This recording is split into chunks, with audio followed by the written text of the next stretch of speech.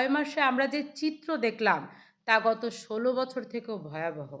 16 বছর আওয়ামী লীগ সরকার যেভাবে বলেছে যে সব লুটপাট, সব ঘটনা বিএনপি ঘটিয়েছে, এখন বর্তমানে এই সরকারের লোকজনও একই কথা বলছে যে সব ঘটনা, সব লুটপাট আওয়ামী লীগ করছে। তো দিবেন, শান্তি দিবেন, নিরাপত্তা দিবেন, কোনো কিছুই তো এই সরকার করতে পারছে না।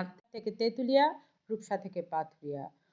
অত্যন্ত দুঃখ ভারাক্রান্ত মন নিয়ে বলতে হয় যে স্বাধীনতার ৫৪টি বছর পার হয়ে গেল, আমরা কিন্তু এখনও পরাধীন অবস্থায় আছি। একবার এক সরকার আসে, কিন্তু জনগণের কিন্তু মুক্তি মিলে না। জনগণ দ্রব্যমূল্যের কাছে কষাঘাতে তারা তিক্ত হয়ে আছে। গ্যাস, বিদ্যুৎ, পানি, বিভিন্ন জিনিসের কাছে জনগণ কিন্তু পরাজিত।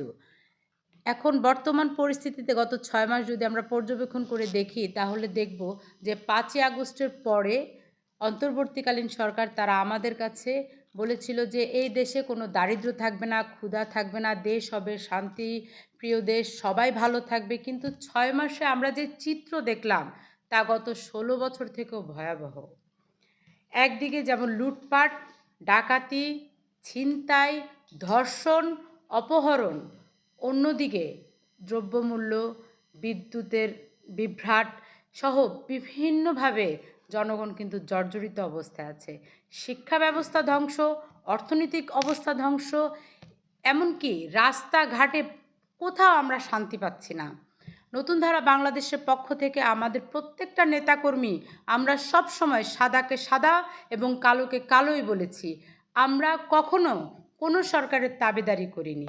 আমরা সব সময় বলতে চেয়েছি আমরা জনগণের পক্ষে আছি, জনগণের সাথে আছি, জনগণের জন্যই নতুন ধারা বাংলাদেশ। এবং এই কারণেই যা ঘটেছে সবসময় সেটাই বলেছি। আমরা কোনো দিন ভয় পাইনি, ভয় পাই না, ভয় পাবও না। দেখেন, এই যে বিগত কয়েকদিনে যে ঘটনাগুলো, 2 দিন আগে আমাদের প্রেস সচিব কি বললেন? বললেন গত 6 মাসে দেশের অর্থনৈতিক অবস্থা চাঙ্গা অবস্থায় গিয়েছে। এটা নাকি নজিরবিহীন। উনার একটু লজ্জাও লাগলো না এটা বলতে, যে মানুষ এখনও না খেয়ে আছে এবং জিনিসের দাম এত বেশি, মানুষ এখনও পর্যন্ত চালটা ঠিক করে কিনে খেতে পারছে না। আর উনি আমাদের দেশের অর্থনৈতিক অবস্থা খুব চাঙ্গা, এটা কিভাবে দেখলেন আমরা বুঝতে পারছি না। গত 16 বছর যেভাবে ওই ফ্যাসিস্ট সরকার একইভাবে বলেছে সংবাদ সম্মেলন করে করে যে সব ভালো চলছে, সব ভালো চলছে, একইভাবে এরাও একই কথা বলছে। তা না হলে উনি অর্থনীতি চাঙ্গাতে যে কোথায় উনি চাঙ্গা অবস্থা খুঁজে পেলেন আমরা বুঝতে পারছি না। আমরা তো খুঁজে পাচ্ছি না। চাঙ্গায় যদি হয় তাহলে এত বেশি ছিনতাই কেন বাড়লো? এত বেশি ডাকাতি, লুটপাট করছে কারা? আমাদের উপদেষ্টারা বলছেন যে লুটপাট করছে আওয়ামী লীগ সরকারের, বিগত আওয়ামী লীগ সরকারের বিভিন্ন নেতাকর্মীরা। তাহলে আপনারা ডেভিল হান্ট করে কাকে ধরলেন? আওয়ামী লীগের লোকজন যদি এত লুটপাট করে তাহলে আপনারা কি করতে আছেন? ডেভিল হান্ট করে করে যে 10,000 থেকে বেশি লোক ধরলেন বিভিন্ন জায়গা থেকে, তো ডেভিল হান্টে কাদেরকে ধরলেন? তা আপনারা কিসের জন্য আছেন বলেন? আমরা তো বুঝতে পারছি না যে ওরা গত 16 বছর আওয়ামী লীগ সরকার যেভাবে বলেছে যে সব লুটপাট, সব ঘটনা বিএনপি ঘটিয়েছে, এখন বর্তমানে এই সরকারের লোকজনও একই কথা বলছে যে সব ঘটনা, সব লুটপাট আওয়ামী লীগ করছে। আমরা তো আসলে মুদ্রার এপিঠ ওপিঠে ঘুরপাক খেতে চাই না।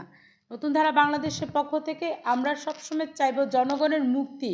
আপনারা তো 6 মাসে যেই আমাদেরকে স্বপ্ন দেখিয়েছিলেন, জনগণও আপনাদের পক্ষে ছিল, কিন্তু আমাদের তো সে মুক্তি মিলছে না।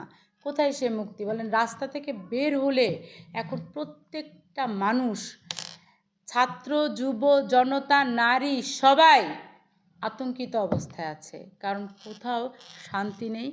আমার একটা বোন, সে বাসার থেকে বেরিয়ে বাসায় আবার ফিরবে কি না সেই সেই দুশ্চিন্তায় তার দিন কাটছে, কারণ এই দেশে নির্বিচারে ধর্ষণ হচ্ছে। দেখেন, 21শে ফেব্রুয়ারিতে ফুল আনতে গিয়ে এই বাচ্চা মেয়েটাকে ধর্ষণ করা হলো। ধর্ষকদেরকে না চিহ্নিত করা হচ্ছে, চিহ্নিত করে তাদেরকে গ্রেফতারও করা হচ্ছে না। ইভেন কোথাও কোনো পুলিশ প্রশাসনের আমরা কোথাও কোনো তৎপরতা দেখতে পাচ্ছি না। তার উপর কী হলো, এই 3টা বাস আপনারা দেখবেন পত্রপত্রিকায় এসেছে যে ওরা পিকনিক করতে যাচ্ছিল, শিক্ষা সফর করতে গিয়ে এই শিক্ষার্থীরা পর্যন্ত ডাকাতির, লুটপাটের আওতায় চলে আসলো। তারা কী করলো, এই বাচ্চাগুলোকে বন্দি করে তাদের কাছ থেকে সব নিয়ে গেল। এভাবে যদি ঘটে তাহলে আমাদের নিরাপত্তা কোথায়? আমরা একটা নিরাপদে থাকতে চাই। আমাদের প্রথম চাহিদা হচ্ছে খাদ্য দিবেন, শান্তি দিবেন, নিরাপত্তা দিবেন। কোনো কিছুই তো এই সরকার করতে পারছে না। এই অবৈধ সরকার আবার অবৈধভাবে আরেকটা দলকে প্যাট্রোনাইজ করছে। এটা আন্তর্জাতিক আইনে যদি আপনি দেখেন, জাতিসংঘের আইনে যদি আপনি দেখেন, আপনি বাংলাদেশের সংবিধান মানলেন না। আন্তর্জাতিক আইনে যদি দেখেন, তাও তো এটা হতে পারে না। একটা সরকার প্রধান কখনো একটি দলীয় কোনো কর্মকাণ্ডকে পৃষ্ঠপোষকতা দিতে পারে না, কিন্তু তাই ঘটছে।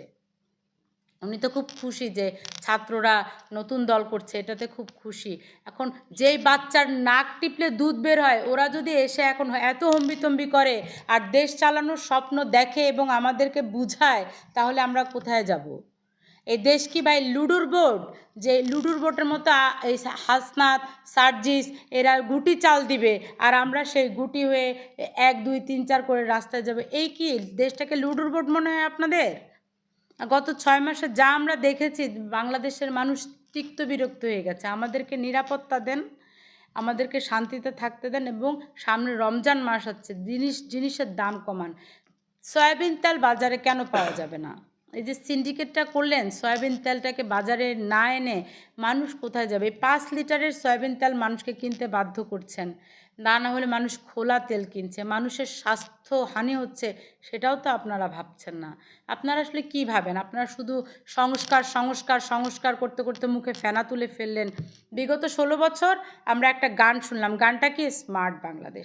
স্মার্ট স্মার্ট বলতে বলতে ওরা ফেনা তুলে ফেললো, আর আপনারা সংস্কার বলতে বলতে ফেনা তুলে ফেললেন। আপনাদের সংস্কারের অর্থ কী দাঁড়ালো? গত 6 মাসে 2.5 লক্ষ অটোরিকশা আপনারা রাস্তায় নামিয়ে দিলেন, যে অটোরিকশা কোনো নিয়ম শৃঙ্খলা মানে না। তারা যেভাবে ইচ্ছা সেভাবে রিক্সা চালায়, যাচ্ছে তাইভাবে রিক্সা চালায়, উল্টো পথে রিক্সা চালায়, এবং তার সাথে করে প্রত্যেকটা যানবাহন কিন্তু কোনো শৃঙ্খলা মানে না। দেশে যানজট, দেশে ডাকাতি, রাহাজানি, ছিনতাই, দেশে এত দুর্ঘটনা, মানুষ অশান্তিতে আছে। আমরা বলতে চাই যে আমাদেরকে আপনারা শান্তি দিবেন। এবং কিশোর গ্যাং, গত 6 মাসে যে কিশোর গ্যাংয়ের এত বেশি উত্থাপন হলো, এই কিশোর গ্যাংয়ের প্রত্যেকটা ছোট ছোট বাচ্চা, এরা তো ছোট বাচ্চা, কিশোর, এদেরকে ধরে আপনারা বন্দোবস্ত করেন।